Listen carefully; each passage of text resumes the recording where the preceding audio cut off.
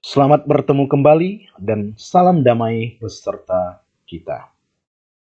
Baiklah, untuk mengawali pembelajaran kita pada hari ini, kita awali dengan doa pembukaan. Marilah kita siapkan hati dan pikiran kita untuk berdoa.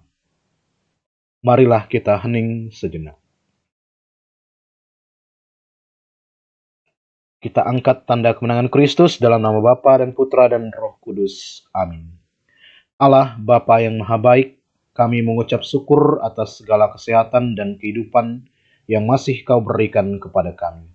Pada saat ini kami mau belajar mengenai hidup menggereja.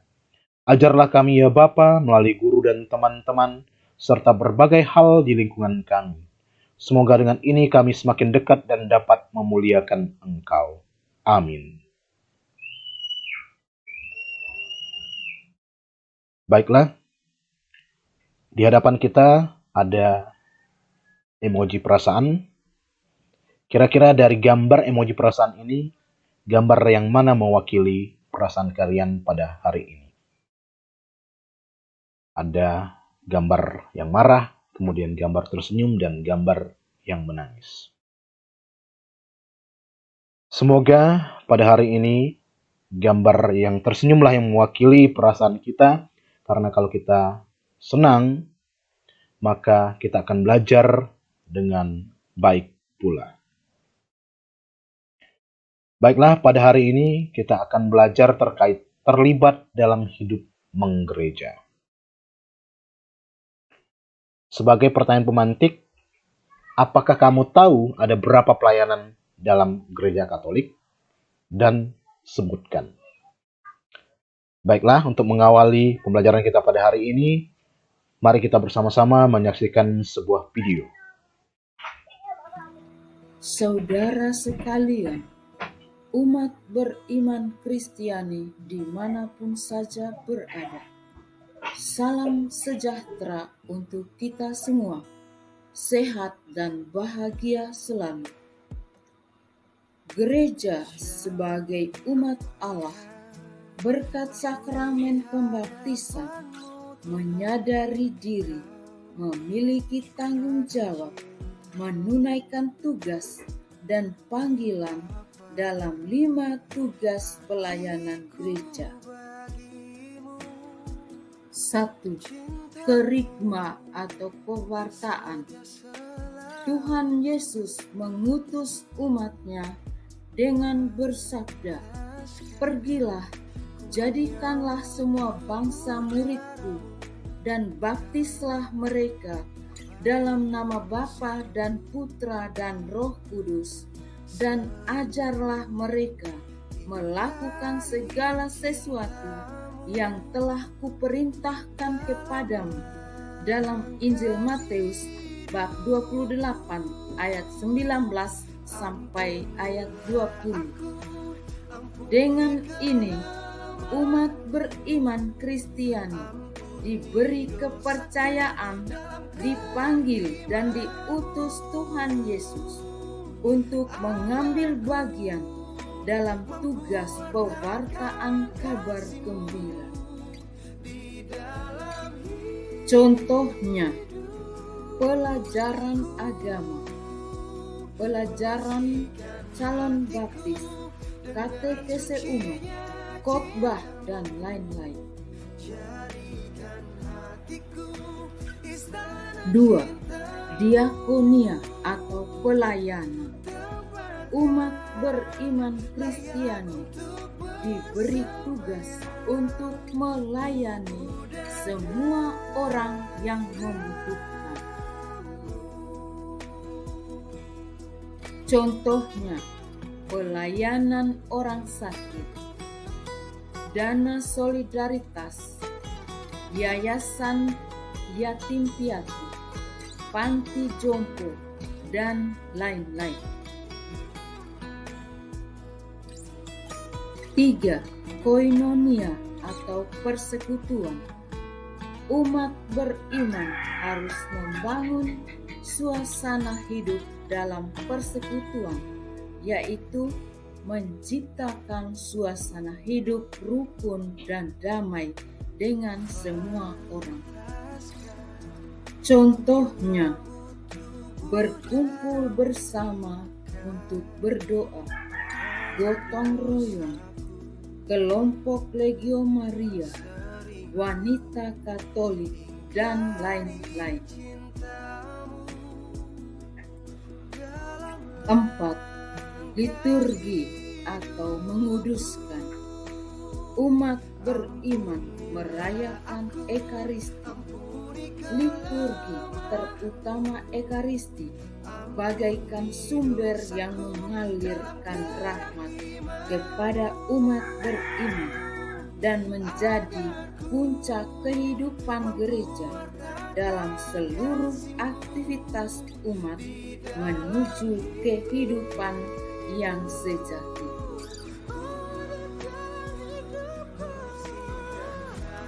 Contohnya, perayaan Ekaristi, perayaan sakramen-sakramen, ibadat, doa novena, dan lain-lain.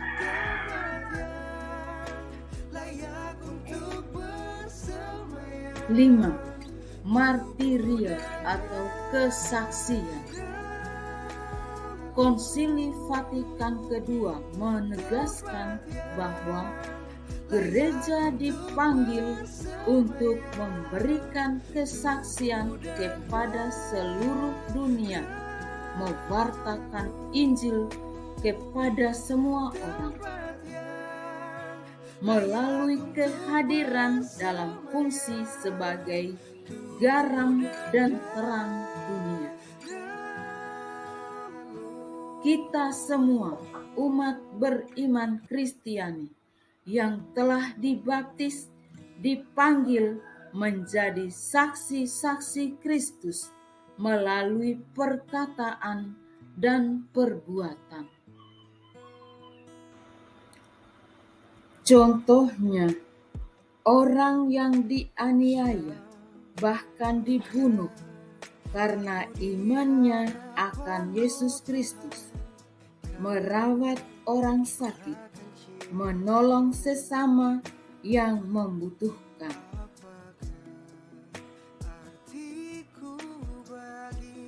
Sekian dan terima kasih. Semoga bermanfaat. Sampai jumpa di episode berikutnya.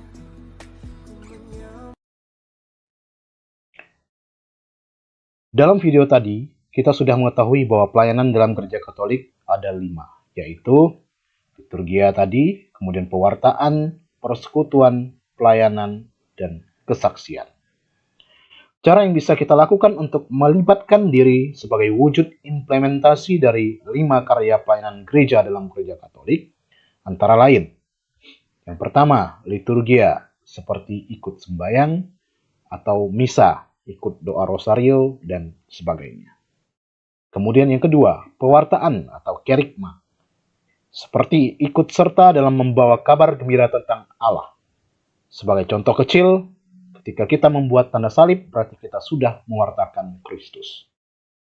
Kemudian yang ketiga, persekutuan atau koinonia. Contohnya ialah ikut menciptakan kesatuan antar sesama. Mungkin olahraga bersama atau tanding persahabatan. Kemudian pelayanan atau diakonia, yaitu kegiatan amal kasih, menolong sesama yang membutuhkan, menolong sesama yang merasa kesakitan, dan sebagainya. Dan yang terakhir adalah kesaksian atau martiria. Kita bisa menjadi terang, ragi, garam bagi sesama dari perkataan dan perbuatan kita yang baik. Selanjutnya mari kita mencoba membaca beberapa kutipan kitab suci. Yang pertama dari Kisah Para Rasul bab 2 ayat 42 sampai dengan 47. Mereka bertekun dalam pengajaran rasul-rasul dan dalam persekutuan, dan mereka selalu berkumpul untuk memecahkan roti dan berdoa. Maka ketakutanlah mereka semua. Sedang rasul-rasul itu mengadakan banyak mujizat dan tanda. Dan semua orang yang telah menjadi percaya tetap bersatu. Dan segala kepunyaan mereka adalah kepunyaan bersama. Dan selalu ada dari mereka yang menjual harta miliknya, lalu membagi-bagikannya kepada semua orang sesuai dengan keperluan masing-masing. Dengan bertekun dan dengan sehati, mereka berkumpul tiap-tiap hari dalam bait Allah. Mereka memecahkan roti di rumah masing-masing secara bergilir dan makan bersama-sama dengan gembira dan dengan tulus hati, sambil memuji Allah. Dan mereka disukai semua orang. Dan tiap-tiap hari Tuhan menambah jumlah mereka dengan orang yang diselamatkan. Kemudian kutipan kitab suci yang kedua diambil dari Kisah Para Rasul bab 6 ayat 1 sampai dengan 7. Pada masa itu, ketika jumlah murid makin bertambah, timbullah sungut-sungut di antara orang-orang Yahudi yang berbahasa Yunani terhadap orang-orang Ibrani. Karena pembagian kepada janda-janda mereka diabaikan dalam pelayanan sehari-hari. Berhubung dengan itu, ke-12 rasul itu memanggil semua murid berkumpul dan berkata, "Kami tidak merasa puas, karena kami melalaikan firman Allah untuk melayani meja. Karena itu, saudara-saudara, pilihlah 7 orang di antaramu yang terkenal baik dan yang penuh roh dan hikmat, supaya kami mengangkat mereka untuk tugas itu, dan supaya kami sendiri dapat memusatkan pikiran dalam doa dan pelayanan firman." Usul itu terima baik oleh seluruh jemaat. Lalu mereka memilih Stefanus, seorang yang penuh iman dan Roh Kudus, dan Filipus, Prokorus, Nikanor, Timon, Parmenas, dan Nikolaus, seorang penganut agama Yahudi dari Antioquia. Mereka itu dihadapkan kepada para rasul-rasul, dan rasul-rasul itu pun berdoa dan meletakkan tangan di atas mereka. Firman Allah makin tersebar, dan jumlah murid di Yerusalem makin bertambah banyak. Juga sejumlah besar imam menyerahkan diri dan percaya. Adapun peneguhan pembelajaran kita pada hari ini, antara lain, mereka yang telah dibaptis bertekun dalam pengajaran para rasul.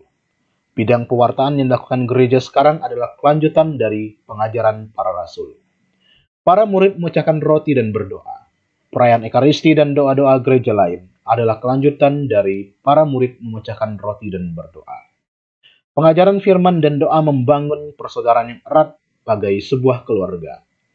Mereka sehati, sejiwa. Inilah yang disebut persekutuan. Persaudaraan dalam Tuhan itu menggerakkan mereka untuk berbagi. Milik mereka menjadi milik bersama. Dengan itu tidak ada yang berkekurangan di antara mereka. Ketika mereka, para janda dan orang-orang miskin tidak terlayani, para rasul mengangkat pelayan-pelayan bagi mereka, agar para rasul dapat tetap melayani firman dan memecahkan roti. Suasana penuh persaudaraan dan kedamaian yang terpusat pada pemecahan roti dan firman, sehingga tidak ada yang berkekurangan dalam situasi yang dikehendaki Allah. Situasi di mana kehendak dan perintah Allah terlaksana adalah situasi yang diharapkan dan senantiasa dikerjakan oleh Yesus. Dalam doa Bapa kami, Yesus berdoa dan mengajak para murid mendoakan, "Jadilah kehendak-Mu." Yesus berkeliling menyembuh orang sakit, memberi makan banyak orang, mengajar, mengampuni dosa, mengusir setan, adalah pekerjaan untuk mewujudkan kehendak Allah atau membangun kerajaan Allah.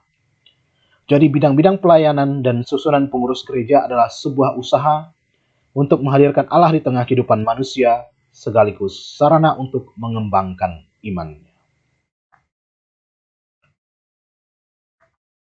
Baiklah, pertemuan kita pada hari ini kita cukupkan sampai di sini. Semoga apa yang kita pelajari pada hari ini dapat bermanfaat dan demi kemuliaan nama Allah. Marilah kita tutup doa ini dengan doa penutup. Kemuliaan kepada Bapa dan Putra dan Roh Kudus, seperti pada permulaan, sekarang selalu, dan sepanjang segala masa. Amin. Dalam nama Bapa dan Putra dan Roh Kudus. Amin.